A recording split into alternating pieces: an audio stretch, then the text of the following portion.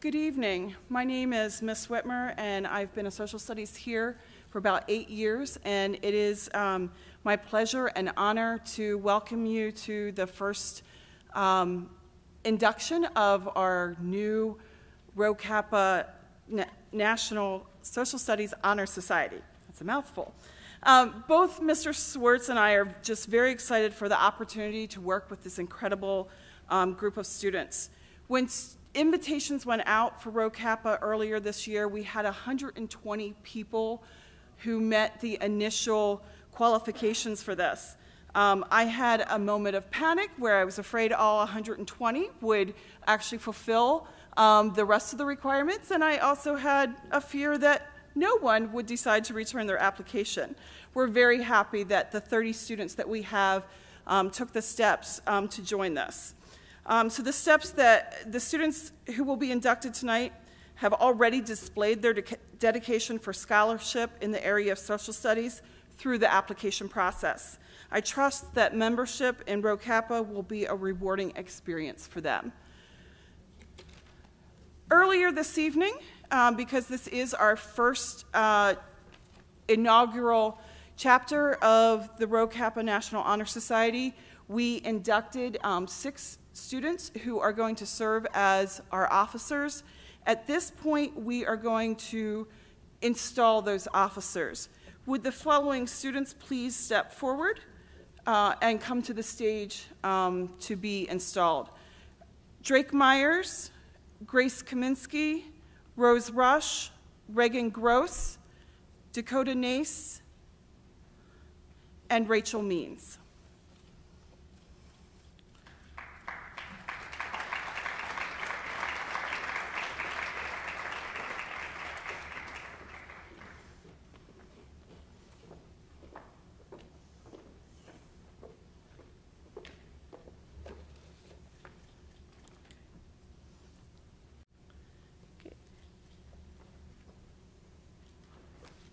Drake Myers, would you please step up? You can just step right here, okay.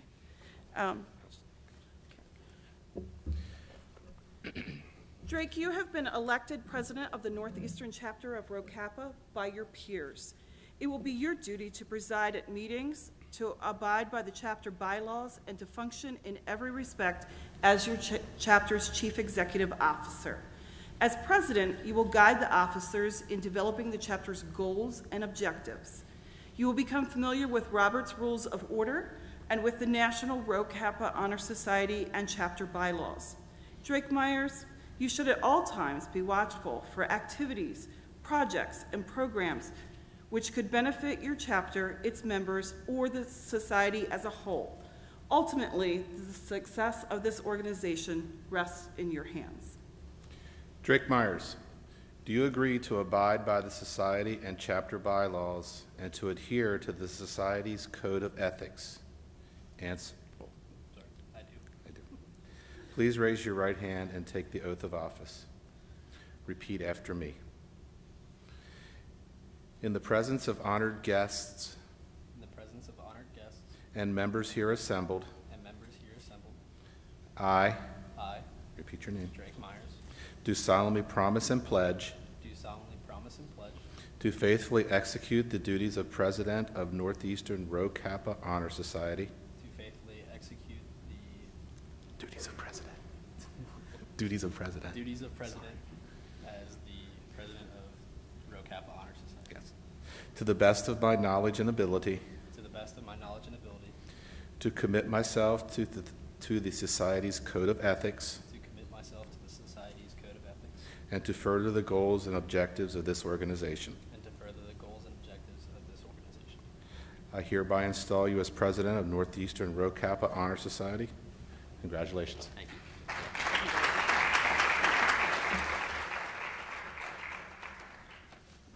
Grace Kaminsky.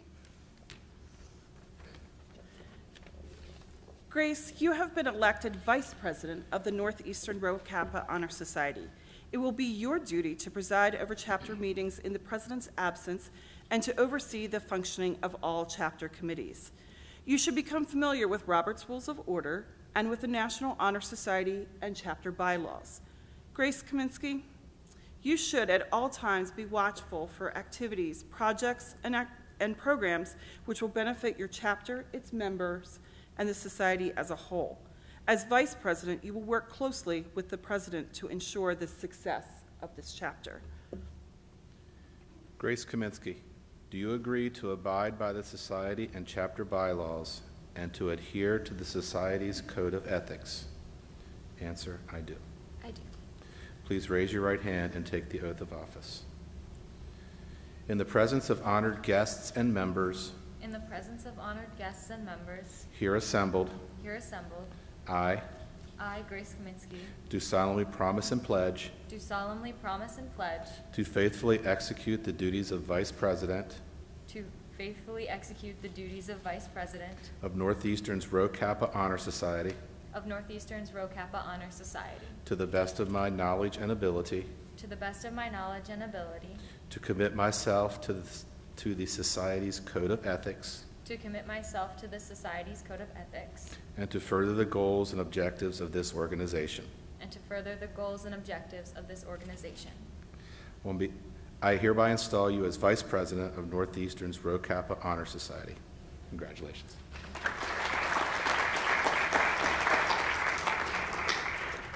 Rose Rush. Rose, you have been elected parliamentarian of Northeastern's Rho Kappa Honor Society. It will be your duty to record the minutes of all meetings, to conduct the chapter's correspondence, and to keep accurate membership records. Your work will help the chapter to project a professional image to the National Rho Kappa office and to the Northeastern High School and larger Northeastern School District community. Are you ready to take the oath as parliamentarian?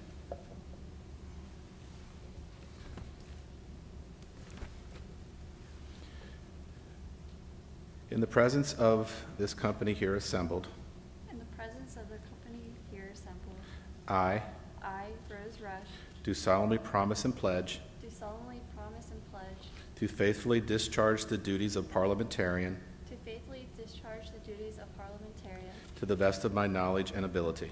to the best of my knowledge and ability. Okay. I hereby install you as parliamentarian of Northeastern's Rho Kappa Honor Society. Congratulations. Reagan Gross. Reagan, you have been elected treasurer of Northeastern's Rho Kappa Honor Society. It will be your duty to be the custodian of the chapter's funds, to keep accurate accounting records, and to give regular reports regarding the chapter's financial status. In addition, you will be responsible for collecting all local dues or chapter fees from the membership. You will assist the other officers in preparing an annual budget and in preparing special funding requests. Your books and accounts shall be open and available at all times for inspection. Are you ready to take the oath of office as treasurer? Yes. Repeat after me. In the presence of this company here assembled, In the presence of this company here assembled, I I, Reagan Gross, do solemnly promise and pledge do solemnly promise and pledge to faithfully and honestly discharge the duties to faithfully and honorably discharge the duties of treasurer of treasurer to the best of my knowledge and ability. to the best of my knowledge and ability. Congratulations.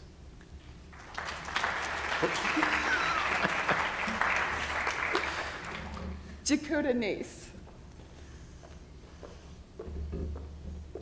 Dakota, you have been elected by your peers to be the Community Outreach Chair of Northeastern's Rho Kappa Honor Society. It will be your duty to plan events for society members, including service and learning events. You will also serve as a liaison between Rho Kappa and the Northeastern School and broader community. Are you ready to take the oath of office of Community Outreach Chair? Repeat after me. In the presence of this company here assembled, In the presence of this company here assembled, I I, Dakota Nace, do solemnly promise and pledge do solemnly promise and pledge to faithfully and honestly discharge the duties to faithfully and honorably discharge the duties of Community Outreach Chair of Community Outreach Chair to the best of my knowledge and ability. to the best of my knowledge and ability. Congratulations.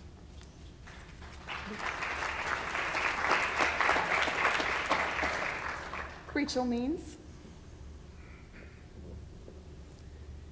Rachel, you have been elected by your peers to be the Assistant Community Outreach Chair of Northeastern Rho Kappa's Honor Society. It will be your duty to assist in the planning and organization of all events for Northeastern's Rho Kappa Honor Society, and to plan events in coordination with the Community Outreach Chair. You will also assist the Chair in communicating these opportunities to the organization and to the broader Northeastern community. Are you ready to take the oath of office of Assistant Community Outreach Chair?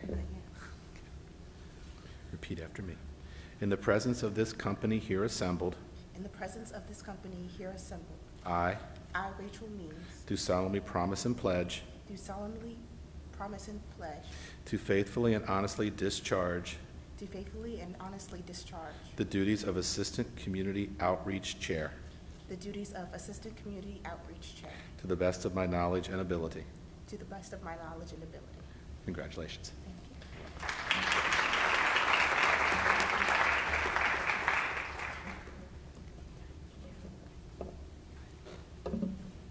Good evening. My name is Rachel Means, and I am the Assistant Community Outreach Chair for Rho Kappa National Social Studies Honor Society. Please rise and join me in the Pledge of Allegiance.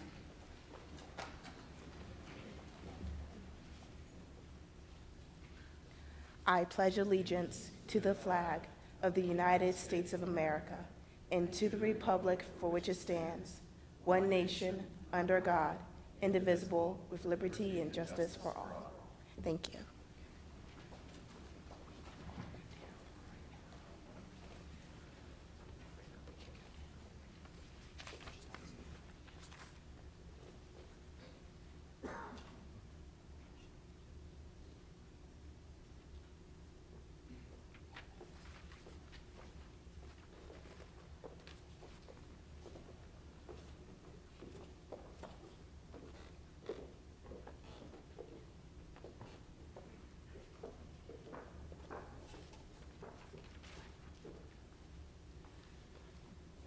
Good evening.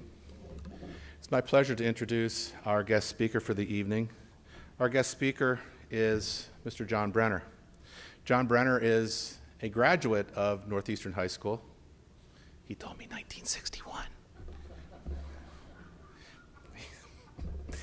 I know he's a lifelong community member of the Northeastern community, a veteran of the U.S. Army, a veteran of the Vietnam conflict, a former, I told you I was going to get this wrong,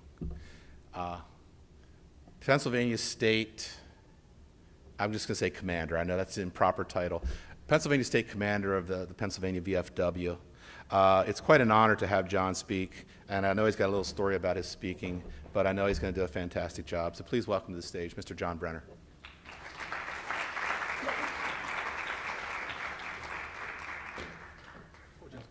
That's okay. It's okay. Good evening. Good evening. All right.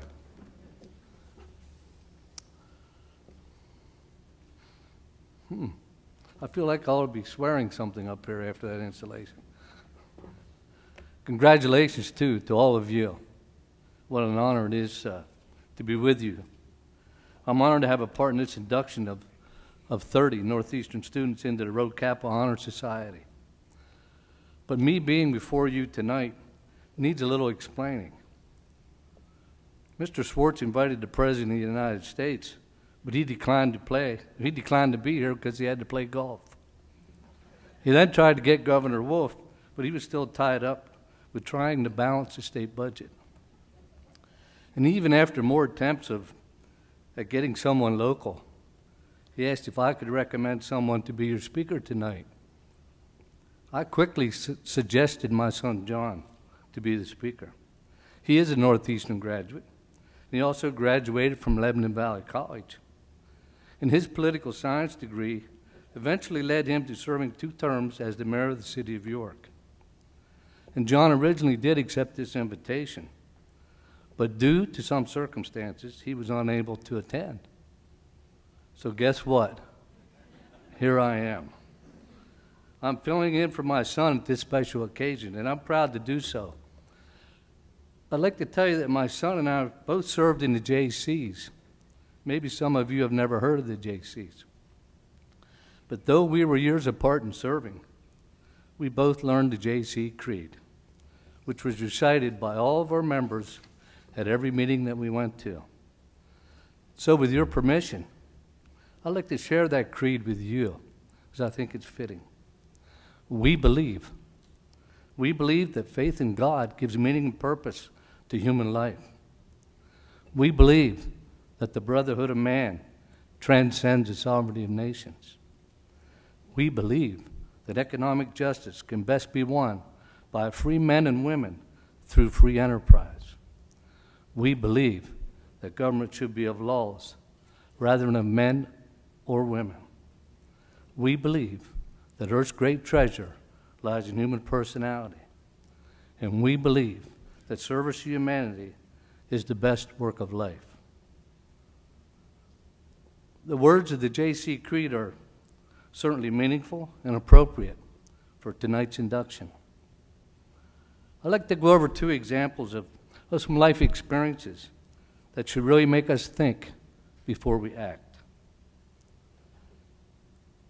No deed is too small. In fact, sometimes the smallest gesture can have the greatest impact. An old story from way back in the 1930s, in the day when an ice cream sundae cost much less than what it does today. And for you students' information, there were no debit or credit cards back then. People actually carried cash. There was a 10-year-old boy who entered a hotel coffee shop, and he sat at the table. A waitress put a glass of water in front of him. "How much is an ice cream sundae?" the little boy asked. 50 cents, replied the waitress. The little boy pulled his hand out of his pocket, and he studied the coins that he had. "Well, how much is a plain dish of ice cream?" he inquired. By now, more people were waiting for a table, and the waitress was growing very, very impatient. 35 cents, she brusquely replied. The little boy again counted the coins in his hand. "I'll have the plain ice cream," the little boy replied. The waitress brought the ice cream. She put the bill on the table, and she walked away. The boy finished the ice cream, paid the cashier, and left. When the waitress came back, she began to cry. As she was wiping the table, there neatly beside the empty dish were 2 nickels and 5 pennies. You see, he couldn't have the sundae because he had to have enough. He had to have enough money to leave her a tip. One person can really make a difference too. And then there was Jean Thompson, who stood in front of her first grade class on the very first day of school. She told the children a lie. Like most teachers, she looked at her pupils and said she loved them all the same and that she would treat them all alike. And that was impossible because there in front of her, slumped in his seat, was a little boy named Teddy Stoddard. Mrs. Thompson had watched Teddy the year before, and she noticed that he didn't play well with the other children, that his clothes were unkempt, and he constantly needed a bath, and Teddy was very unpleasant. It got to the point during the first few months, though, that she would actually take delight in marking his papers with a broad red pen, making the bold X's, and then marking the top with a big F on the top of the paper. Because Teddy was a sullen little boy, and no one else seemed to enjoy Teddy either. At school where Mrs. Thompson taught, she was required to review each child's records, but she had put Teddy's on till the very last. When she opened his file, though, she was in for a surprise. His first grade teacher wrote, "Teddy is a bright, inquisitive child with a ready laugh. He does work neatly, and he has good manners. He's a joy to be around." His second grade teacher wrote, "Teddy is an excellent student, well liked by my classmates, but he is troubled because his mother has a terminal illness, and life at home must be a struggle." His third grade teacher wrote, "Teddy continues to work hard, but his mother's death has been hard on him. He tries to do his best, but his father doesn't show much interest, and his home life will soon affect him if steps aren't taken. Teddy's fourth grade teacher, she wrote, "Teddy is withdrawn and doesn't show much interest in school. He doesn't have many friends and sometimes sleeps in class. He is tardy, and he could become a big problem." By now, Mrs. Thompson did realize the problem. But Christmas was coming so fast, and it was all she could do with the school play and all. But the day before the holiday began, and she was suddenly forced to focus on Teddy Stoddard. Her children brought her presents, all in beautiful ribbon and bright paper, except for Teddy's, which was clumsily wrapped in the heavy brown paper of a scissor grocery bag.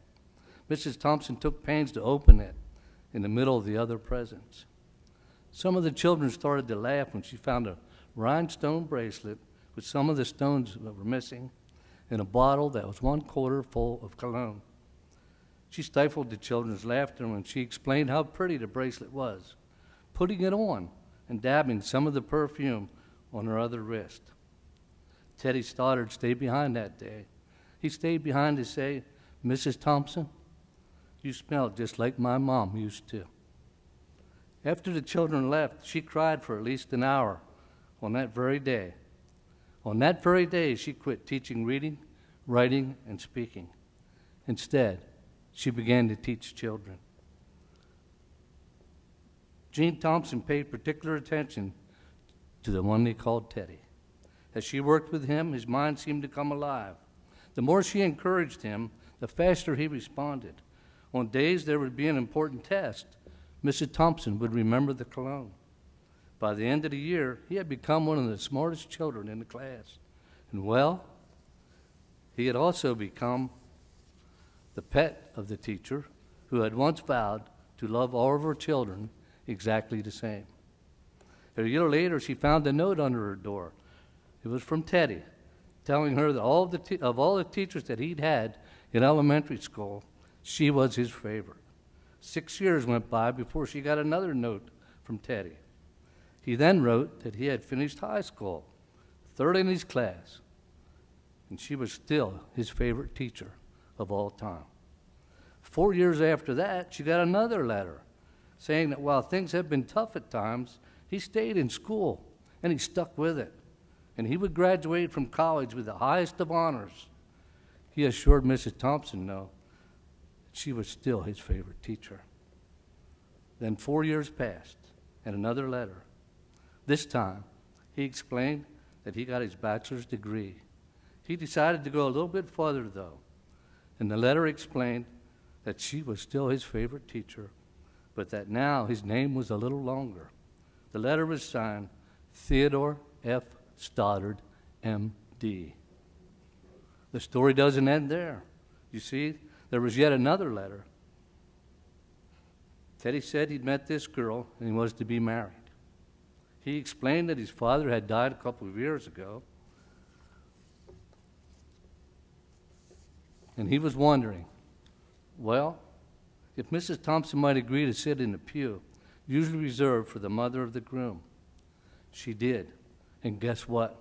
She wore that bracelet, the one with several rhinestones missing, and I bet on that special day, Gene Thompson smelled just like the way Teddy remembered his mother smelling on the last day of their Christmas together. And so with that, remember, you can never tell what type of impact that you may make on another's life by your actions or by your lack of actions. So consider this fact in your venture through life. As our Buckminster Fuller had it right, and I quote, "Never forget that you are one of a kind.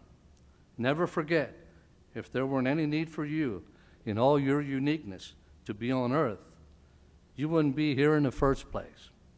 And never forget, no matter how overwhelming life's challenges and problems seem to be, that one person can make a difference.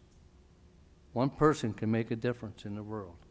In fact, it is always because of one person that all the changes that matter in the world come about." End of quote. So I say to each and every one of you tonight, be that one person. Be that one person. Thank you.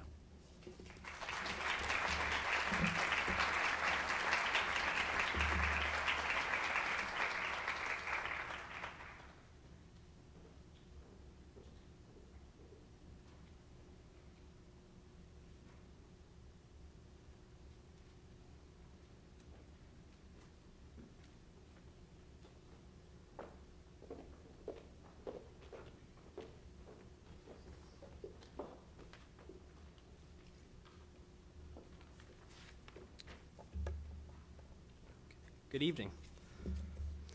Thank you, Mr. Brenner. That was wonderful. My name is Drake Myers, and I am the president of Rho Kappa.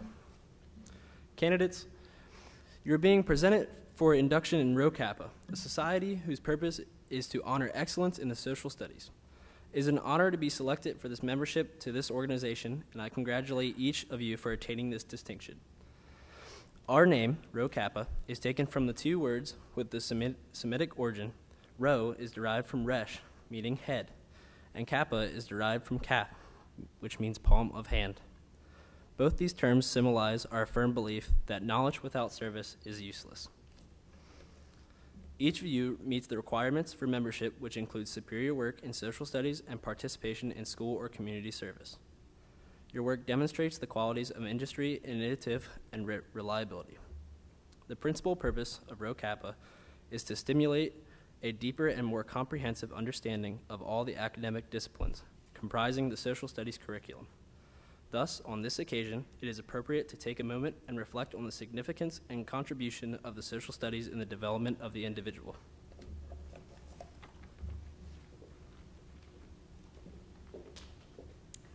Hi, I'm Grace Kaminsky. I'm the Vice President of Rho Kappa.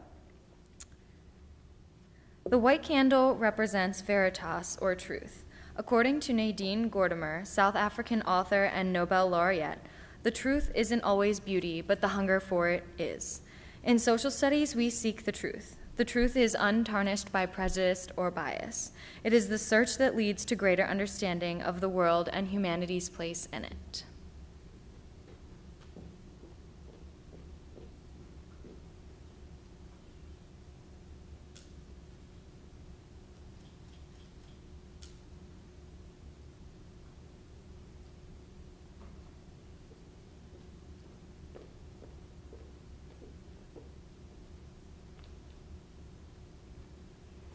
I'm Rose Rush, and I'm the parliamentarian. The green candle stands for scientia, or knowledge. The Greek philosopher and dramatist Euripides states, "Who so neglects learning in his youth loses the past and is dead for the future." As a member of Rho Kappa, you have the distinction of being one who seeks knowledge in your youth, and you are therefore building upon your understanding of the past in order to create a future of your own and that of the world in which we live.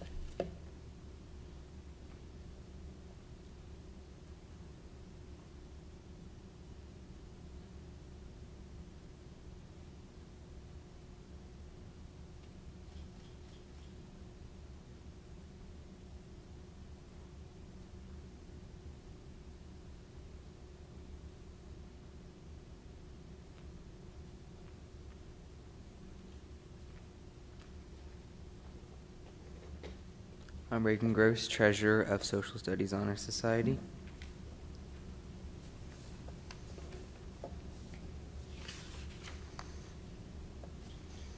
The gold candle represents Spacentia, or wisdom.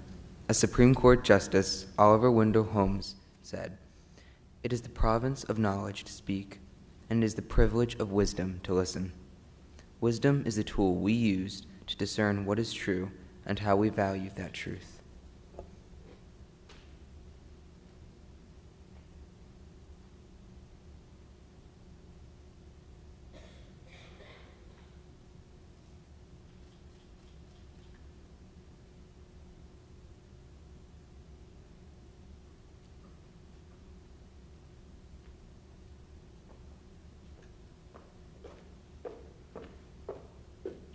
Good evening. I'm Dakota Nace, the Community Outreach Chair.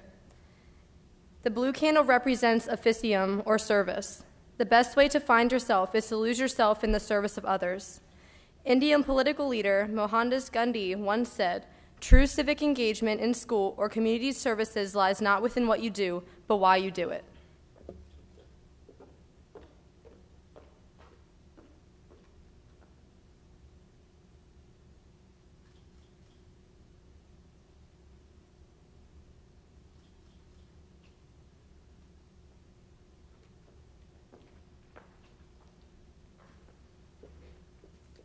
Candidates, as your name is called, please come to the stage to receive your membership certificate.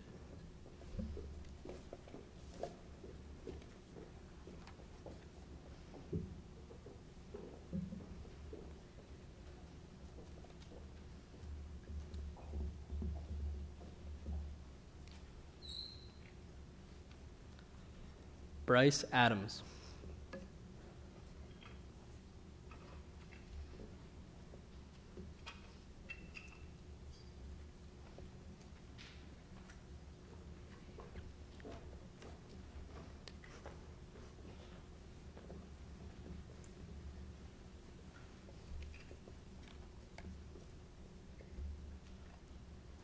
Hannah Alvarez.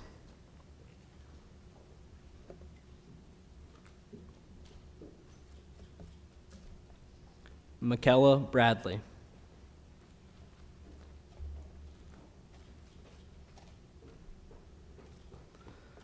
Abby Dara.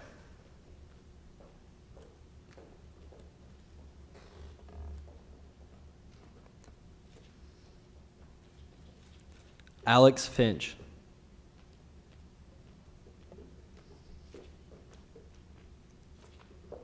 Hayden Golden.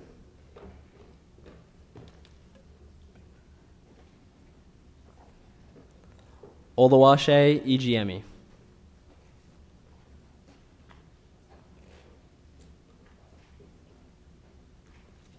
Alexis Kluber.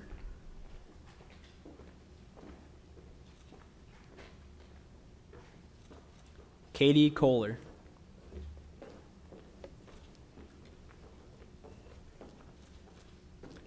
Taylor Lanier.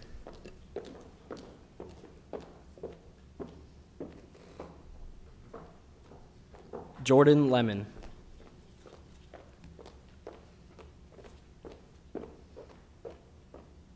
Holly Myers.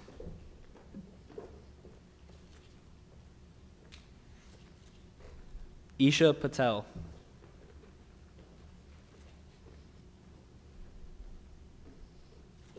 Caitlin Rao.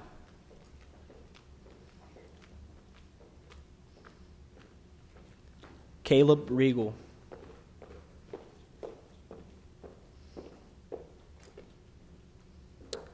Christian Romero Gonzalez.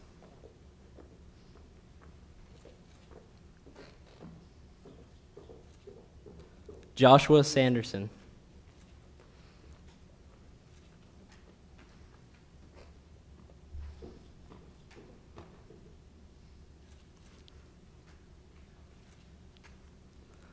Isatu Sawane.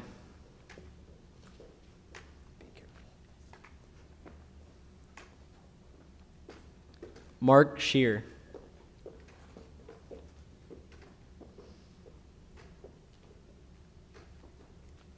Emma Streb.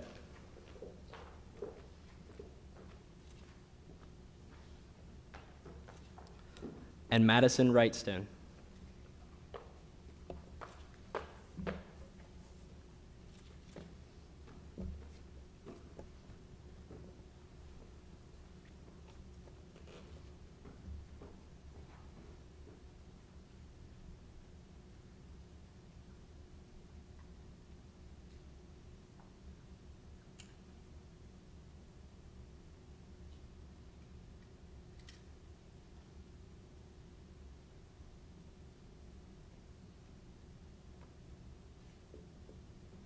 Inductees. You have heard briefly of the major characteristics of Rho Kappa Scholar. Those of you who agree that you strive to fulfill these fundamental principles, please recite the oath to complete your induction into the Honor Society. Repeat after me. I do promise to serve others. To search for truth, to utilize knowledge, and to seek wisdom. Through the pursuit of academic excellence in the social studies.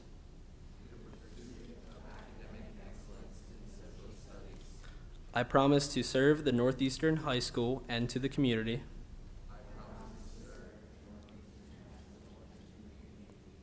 For true scholars of the social studies led by example. I now declare you members of Rho Kappa.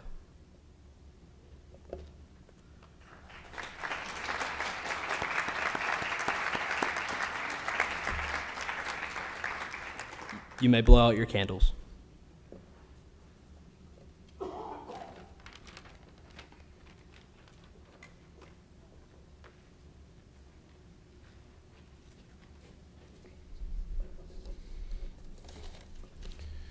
My name is Dwayne Swartz, and I've been a teacher here at Northeastern High School for 23 years. It's a wonderful opportunity and a pleasure to be associated with this National Social Studies Honor Society. I'd like to thank each of you here this evening for joining us and honoring these students. We wish to extend an invitation to each of you to join us for a reception immediately following in the lobby. Thank you.